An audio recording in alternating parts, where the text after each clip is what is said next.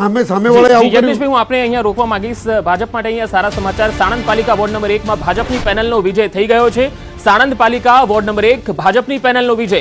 સાણંદથી ભાજપ માટે અહીંયા ખુશીના સમાચાર કહી શકાય, કારણ કે સાણંદ પાલિકા વોર્ડ નંબર 1 માં ભાજપની પેનલનો વિજય થઈ ગયો છે, એટલે કે આનું પરિણામ થઈ ગયું છે જાહેર। હવે બાકીની જે બેઠકો છે તેના પરિણામો પણ અમે સૌથી પહેલા સૌથી ઝડપી આપના સુધી પહોંચાડીશું। જગદીશભાઈ, પહેલી પ્રતિક્રિયા સાણંદથી। ભારતીય જનતા પાર્ટી અગાઉની 210 બેઠકો એ બિનહરીફ જીતી ચૂકેલી છે।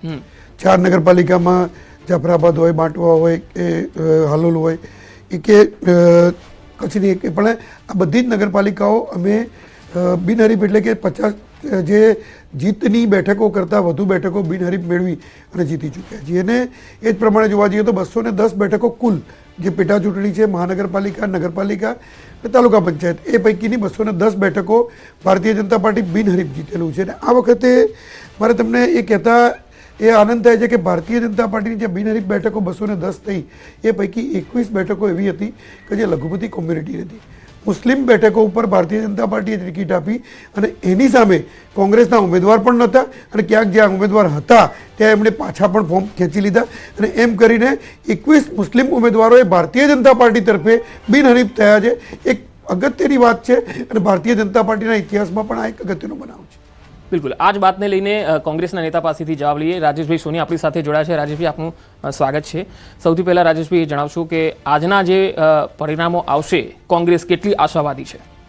ચોક્કસ આજના પરિણામો આવશે કોંગ્રેસને એમાં આશા છે જ, કારણ કે આ તમે જો આ ચૂંટણી છેલ્લે 2018માં થઈ હતી ને એમાં મોટાભાગની નગરપાલિકાઓ ભારતીય જનતા પાર્ટી જીતી ચૂકી હતી। એમાં એકાદ નગરપાલિકાઓને છોડીને બાકી મોટાભાગની નગરપાલિકાઓ ભારતીય જનતા પાર્ટી પાસે। તો અમારા ચૂંટાયેલા પ્રતિનિધિઓની સંખ્યા પણ તે સમયે ખૂબ ઓછી હતી, પરંતુ આ વખતેની ચૂંટણીમાં જે રીતે લોકોએ છેલ્લા 7 વર્ષથી નગરપાલિકાઓમાં ભારતીય જનતા પાર્ટીનું શાસન જોયું કે નગરપાલિકાઓની જોડે પોતાના લાઇટ બિલ ભરવા સુધારના પૈસા ન હતા, ખાડે ગયેલા વહીવટ, ત્યાંની સ્થાનિક સમસ્યાઓ, રોડ રસ્તા ગટર પાણીની સમસ્યાઓ, લોકોના રોજ જીવન જરૂરિયાતની સમસ્યાઓ, ત્યાં લોકો ખૂબ જ ત્રાહિમામ હતા અને ત્રાસદી હતા। એટલે આ વખતેનું જે મતદાન થયું, મતદાનમાં લોકોએ થોડી નિરસતા પણ દેખાડી, પણ છતાં પણ મતદાન થયું ને એ મતદાન 100% હું માનું છું ત્યાં સુધી કેમ કે ભારતીય જનતા પાર્ટીને અગેન્સ્ટનું થયેલું છે અને કોંગ્રેસે ત્યાં આગળ ખૂબ મહેનત કરી છે શામ દામ દંડ ભેદની બધી નીતિની સામે લડતા।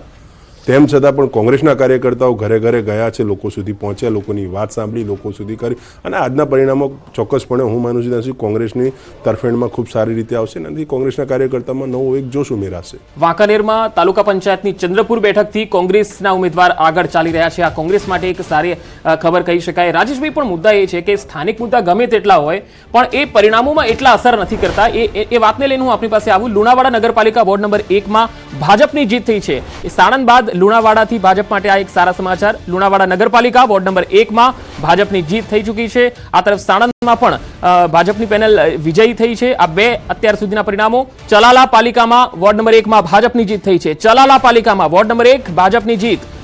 તો અહીંયા ભાજપ અલગ અલગ બેઠકો પર જીતતું જઈ રહ્યું છે। રાજેશભાઈ, પહેલી પ્રતિક્રિયા, કારણ કે હજુ કોંગ્રેસ આગળ છે માત્ર ચંદ્રપુર બેઠક। મેં તમને અગાઉ પણ કીધું એ રીતે કે આ બધી જે પણ નગરપાલિકાઓ હતી મોટાભાગની ભારતીય જનતા પાર્ટીની જીતેલી હતી, પરંતુ હજી તો શરૂઆત થઈ છે। ચૂંટણી હજી તો ચાલશે, એમ થોડા હજી 2-3 કલાકની અંદર આ ચિત્રો બહુ સ્પષ્ટ થઈ જશે, પણ કોંગ્રેસ ખૂબ સારી લડત આપી છે અને કોંગ્રેસ ખૂબ સારી રીતે આની અંદર સારા પરિણામો મેળવશે। તમે રાજેશભાઈ કયા મુદ્દે લાગે છે કે જે વોટિંગ થયું ને હવે જે પરિણામો આવશે કયા મુદ્દાઓ અસરકારક રહ્યા? જો મુદ્દાઓની વાત કરીએ તો મુદ્દાઓનો કોઈ હું માનું છું ત્યાં સુધી પ્રજા માટે મુદ્દાઓ દરેક મુદ્દા પ્રજાને સ્પર્શતા જ હતા। તમે નગરપાલિકાઓની હાલત જો તમે અત્યારે હું તો ઘણી બધી નગરપાલિકામાં હું તો સૌથી મોટું ધામ ડાકોર ધામની વાત કરીશ। હું ડાકોરની નગરપાલિકામાં જો અગર ત્યાં આગળ રોડ રસ્તા ગટરની સમસ્યાઓ હતી, એટલે ઘણી બધી એવી નગરપાલિકાઓ હતી કે જ્યાં આગળ રોડ રસ્તા ગટરની સમસ્યાઓ હતી જ ને લોકોને જે એમની બેઝિક સુવિધા હતી નગરપાલિકાની અંદર જાય તો એમના જે સામાન્ય કામો એ પણ નહોતા થતા નગરપાલિકાઓની પાસે કશું ને। બીજું આ વખતે વિશેષ કેવું હતું કે જે રીતે ચૂંટણી શરૂ થઈ એ હમણાં ભારતીય જનતા પાર્ટીના પ્રવક્તાએ પણ કીધું કે 214 બિનહરીફ જીતી ગયા, જે રીતે બરોડાની અંદર આપણે જોયું કે ભારતીય જનતા પાર્ટીના મોટા એક નેતાએ મોટા કદના નેતાએ ત્યાં આગળ જાહેરમાં ભાષણ આપ્યું કે તમે જો મત નહીં આપો તો અમે તમારું મકાન તોડાવી નાખીશું ને આપશો તો તમને આપી દઈશું, બનાવી મકાનો તમારા રહેવા દઈશું. એટલે આવું જાહેરમાં આપણે સૌએ મીડિયામાં ક્લિપો ફરતી જોઈ. એટલે આ ચૂંટણીની અંદર લોકો એક વસ્તુ સમજી ગયા છે કે ભારતીય જનતા પાર્ટી જે શામદામ દંડભેદની નીતિ અપનાવી રહી છે એની સામે પ્રજાએ ચોક્કસપણે મતદાન કર્યું છે. મદનસે આપને જેમ જેમ સમય જશે એટલે થોડુંક તમને જોવા પણ મળશે ચિત્ર કે કોંગ્રેસે જે રીતે આજે આ વખતે ગ્રાઉન્ડની મહેનત કરી છે, જે રીતે વોર્ડમાં ઘરે ઘરે ગયું છે, કોંગ્રેસના કાર્યકર્તાઓ ગયા છે, એ પ્રમાણે હું માનું છું ત્યાં સુધી ક્યાંક ક્યાં રિઝલ્ટ કોંગ્રેસની તરફેણમાં ને સારા રિઝલ્ટ આવશે. ચલો આ જ વાત ઉપર હું આવીશ આપની પાસે. હાલ વિભુ સંવાદદાતા મારી સાથે જોડાયા છે સાણંદથી. વિભુ પટેલ છે. વિભુ, સાણંદમાં હાલ આપ શું જોઈ રહ્યા છો? મતગણતરીમાં કયા વોર્ડ પર કોણ આગળ ચાલી રહ્યું છે?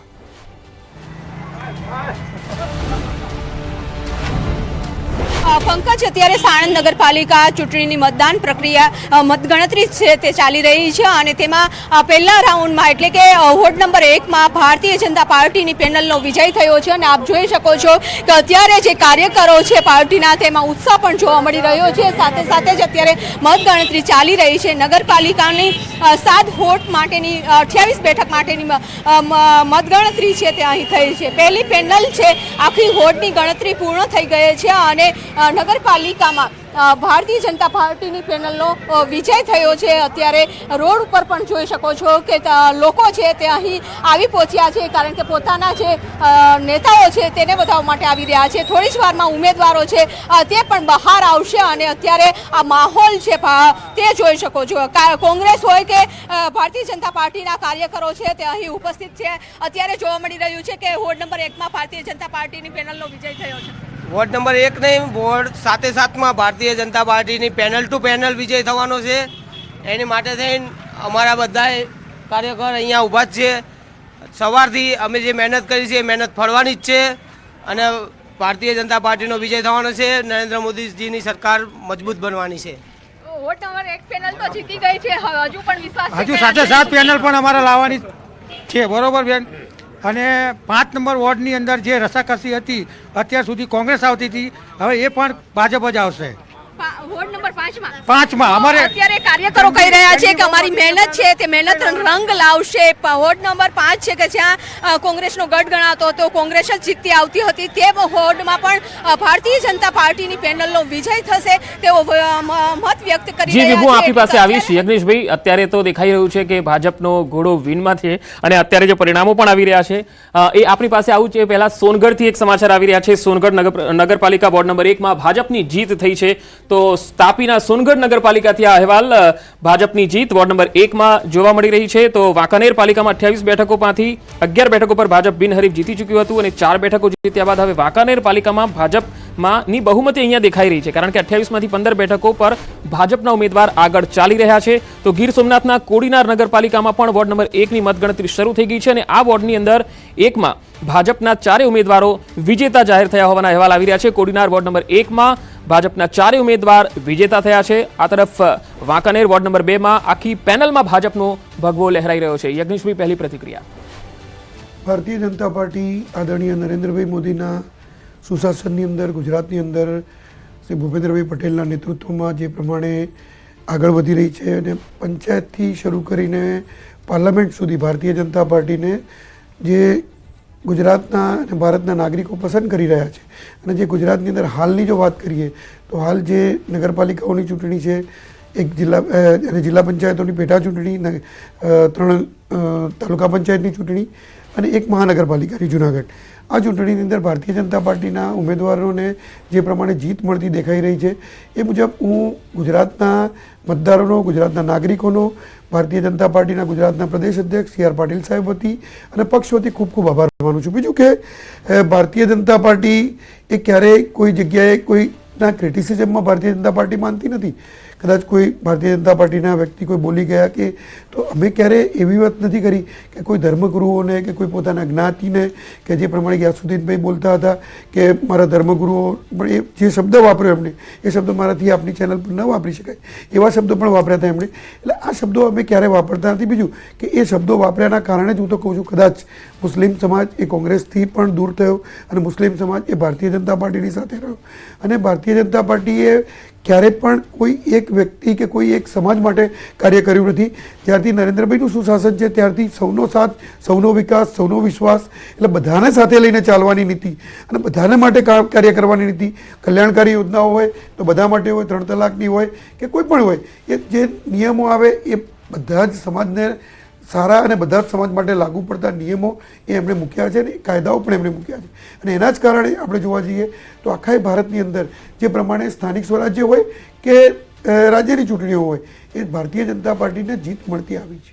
બિલકુલ, આપણી વાત યજ્ઞેશભાઈ લગભગ અહીંયા પરિણામોમાં દેખાઈ રહી છે, કારણ કે ચોરીવાડના જે પરિણામો જો અત્યારે જોઈ રહ્યા છીએ તો વિમલ ચુડાસમા ધારાસભ્યથી નગરસેવક બનવા માટે ચોરીવાડની પાલિકામાં ઝુકાવ્યું, પણ ત્યાં આગળ વોર્ડ નંબર 1માં ભાજપના 4 ઉમેદવારો વિજેતા થયા છે. રાજેશભાઈ, આ સ્થિતિ સમજાતી નથી.